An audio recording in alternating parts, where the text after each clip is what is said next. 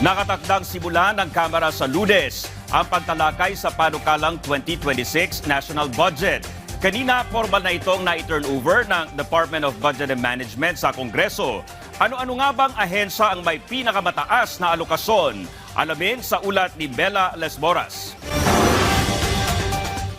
Sa ceremonial turnover ng 2026 National Expenditure Program, kapwa tiniyak ni House Speaker Martin Romualdez at Budget Secretary Amina Pangandaman na masusi nilang babantayan ang deliberasyon ng pambansang pondo para sa susunod na taon para matiyak na tunay itong tutugon sa pangailangan ng mga Pilipino. Nagkakahalaga ng 6.793 trillion pesos ang panukalang pondo para sa 2026 na 7.4% na mas mataas kumpara sa budget ngayong taon. Alinsunod sa konstitusyon, nangunguna pa rin sa mga kagawarang may pinakamataas na alokasyon ang Department of Education. Sinusundan niya ng Department of Public Works and Highways, Department of Health, Department of National Defense, Department of Interior and Local Government, Department of Agriculture, Department of Social Welfare and Development, Department of Transportation, Judiciary, Department of Labor and Employment, at Department of Migrant Workers. The NEP is more than just numbers on paper. It is the government's plan to make the vision of Bagong Pilipinas real.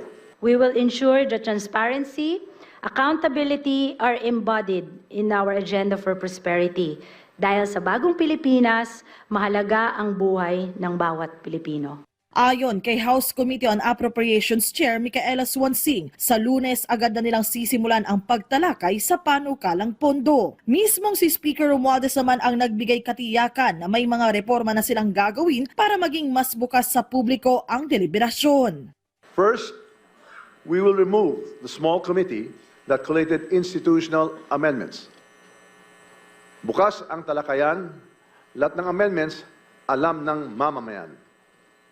Second, we will open the bicameral conference committee on the budget to the public and to the media.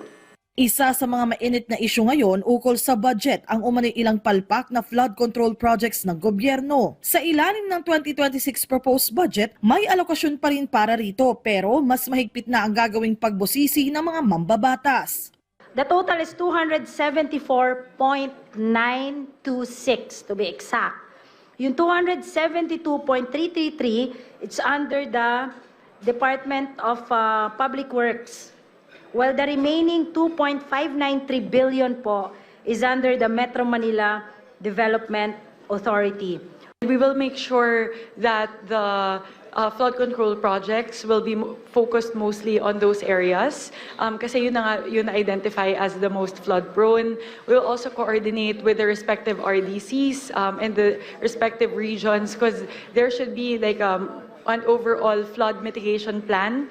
Ilan pa sa mga tiniyak ng DBM na pinaglaanan nila ng kaukulang pondo ang Benting Bigas Meron na program, Pantawid Pamilyang Pilipino program at iba pang mahalagang programa ng pamahalaan. Sa panig ni House Majority Leader Sandro Marcos, siniguro niyang personal din niyang tututukan ang budget process, alinsunod na rin sa direktiba ni Pangulong Ferdinand R. Marcos Jr. I will not allow a budget on the floor to pass that is a mutation of the NEP or that is become too far off from the NEP. As Majority Leader, I won't allow it to happen. Pagtitiyak ng mga kongresista lagit-lagi kapakanan ng taong bayan at ng Pilipinas ang kanilang prioridad. Mela Lesmoras para sa Pambansang TV sa Bagong Pilipinas.